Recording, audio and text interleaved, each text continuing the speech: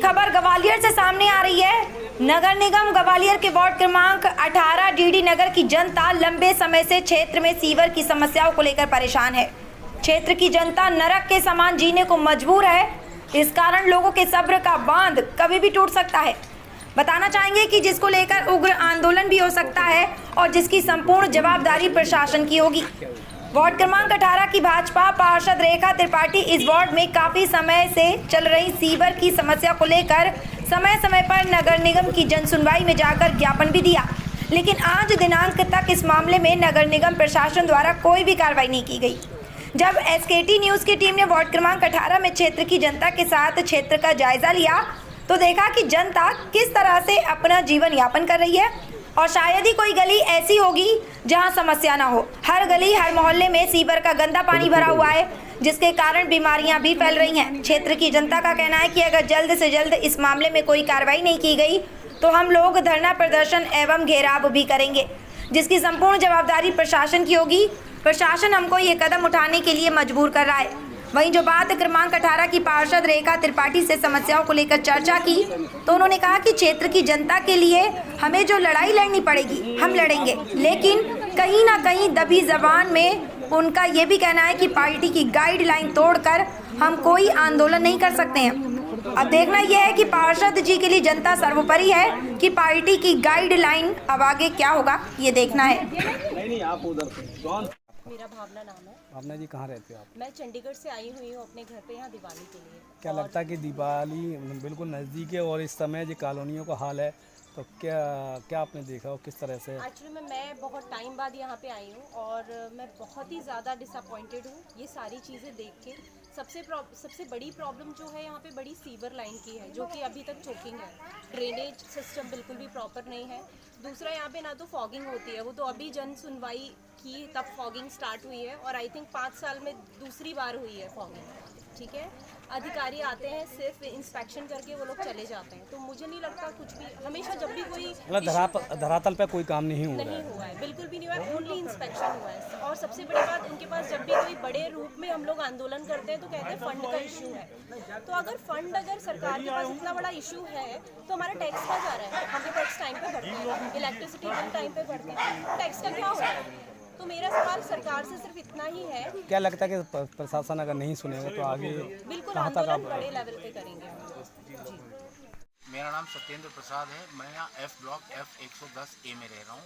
पिछले 22 साल से हम यहाँ रह रहे हैं और पिछले करीब 4 महीने हो गए ये जो चैम्बर है यहाँ से ओवरफ्लो हो रहा है और वो फव्वारे जैसा पानी निकल रहा है।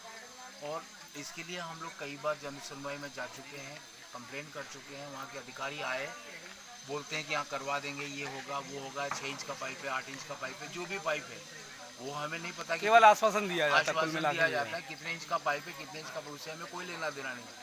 हमारी मेन प्रॉब्लम ये है कि हमारा जो सीवर लाइन चौक है इसको क्लियर किया जाए। सीवर का पानी जो निकल रहा है इसको बंद के साथ कई बार आप लोग पार्षद जी के साथ भी गए हैं। पार्षद जी भी यहाँ आती हैं, वो भी अपनी तरफ से पूरी कोशिश कर रही हैं, लेकिन कोई सुनवाई नहीं हो रही है और इसका कोई कॉन्क्रीट क्या लगता है कि सरकार पार्षद की है, विधायक पार्षद? अब देखिए, सरकार भाजपा की हो चाहे कांग्रेस की हो, उससे हमें कोई फर्क नहीं पड़ता। हमें तो मेन चीज़ है कि हम इंडियन सिटीजन हैं और हमको हमारी जो मूलभूत सुविधा है वो प्रदान की जाए। सीवर लाइन चौक है उसको क्लियर किया। क्या लगता है कि अगर ये समस्या हल नहीं हुई तो आगे कोई कड़ा कदम? डेफिनेटली, यदि मान लो हम शांति तरीके से हम लोग अपनी बात रख रहे हैं, इसके बाद हम घेराव कर सकते हैं और या तो हम धरना देंगे, ज्ञापन सोंगे, फर्दर हम आगे भी जाएंगे। आगे कई आंदोलन हो सकते हैं। हो सकते हैं। अगर परेशानी दूर नहीं होगी तो हमें तो आंदोलन करना पड़ेगा। हम कोई शौक नहीं है हमको जाके रोड पे खड़ा होकर आंदोलन कर। पार्षद जी, जैसा कि देखा गया है, हम लोग वार्ड 18 में गए, वहाँ काफ़ी समस्या का अमल लगा हुआ है। अभी कुछ ही समय हुआ है पानी यहाँ बरसा था, काफ़ी लोगों के घरों में पानी भी काफ़ी भरा। आज की दिन में सीवर चौक है, पार्कों में सारे में सीवर का पानी फैला, लोगों को घरों में निकलने में दिक्कत हो रही है।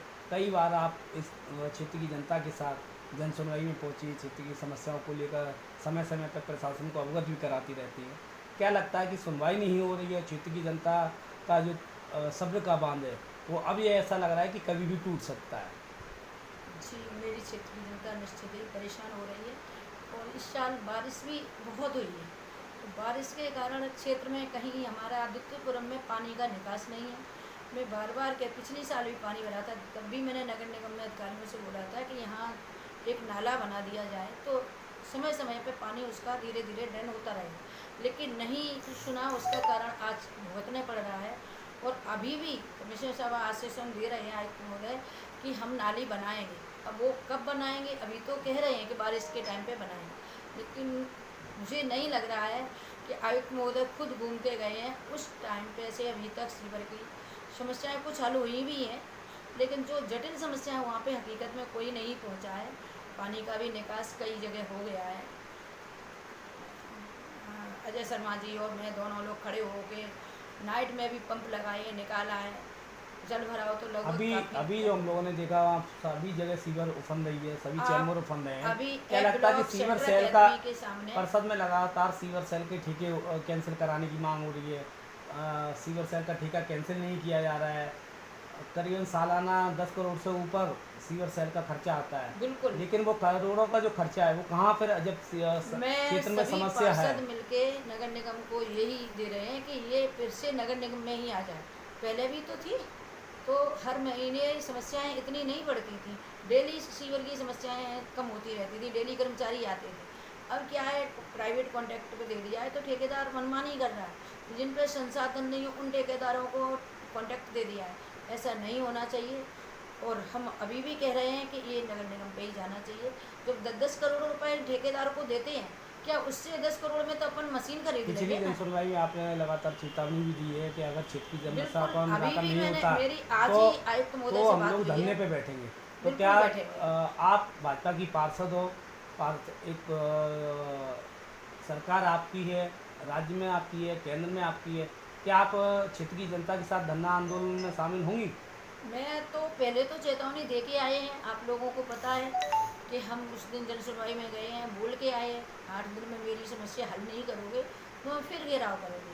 लेकिन आज मेरी आयुक्त से बात हुई है तो उन्होंने मुझे आश्वासन दिया है कि मैडम मैं जल्दी करूँगी, क्योंकि मैं बाहर था, आयुक्त महोदय उस दिन भी नहीं थे, जनसुनवाई में छुट्टी पे थे।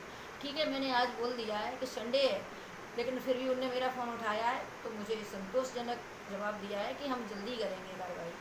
देखते हैं, और मैं 2-3 दिन अगर नहीं होगा तो मैं जनता के साथ हूँ, हमारी जनता कदम उठाएगी।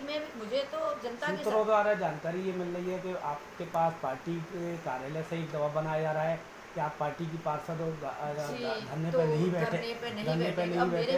तो क्या लगता है कि पार्टी की जो गाइडलाइन है, पार्टी की गाइडलाइन तोड़ के अब आप क्षेत्र की जनता के साथ में धरने पे घेराव में शामिल होंगी? अब हमारे ऊर्जा मंत्री जैसे रो रहे हैं, आपको पता है कि ऊर्जा मंत्री जैसे हमारे मंत्रिमंडल में कह रहे हैं कि ग्वालियर की दिशा दशा दोनों बदल दी है, नरक बना दिया है ग्वालियर को।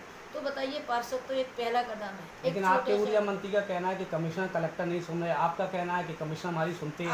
तो क्या लगता है कि मतलब आपकी कमिश्नर सुन रहे हैं, आपके मंत्री की नहीं सुन रहे? कमिश्नर सुन रहे हैं, आए क्षेत्र में, लेकिन कमिश्नर के अंडर में अधिकारी नहीं रहे क्या या कमिश्नर साहब अधिकार को तो क्या आप अपनी पार्टी की गाइडलाइन तोड़कर क्षेत्र की जनता के साथ धरना पे बैठेंगे? पार्टी की गाइडलाइन नहीं तोड़ेंगे, पार्टी जैसा आदेश देगा मैं वही मतलब पार्टी की अगर आदेश है तो आप धरने पे नहीं बैठेंगे? नहीं तो हम वो दूसरा रास्ता निकालेंगे ना। लेकिन क्षेत्र की जनता तो आंदोलन को उतर जनता के साथ रहेंगे और जनता के साथ काम करवाएंगे, जनता की मांग पे हम खरे उतरेंगे, मगर पार्टी की गाइडलाइन के साथ काम करोगे।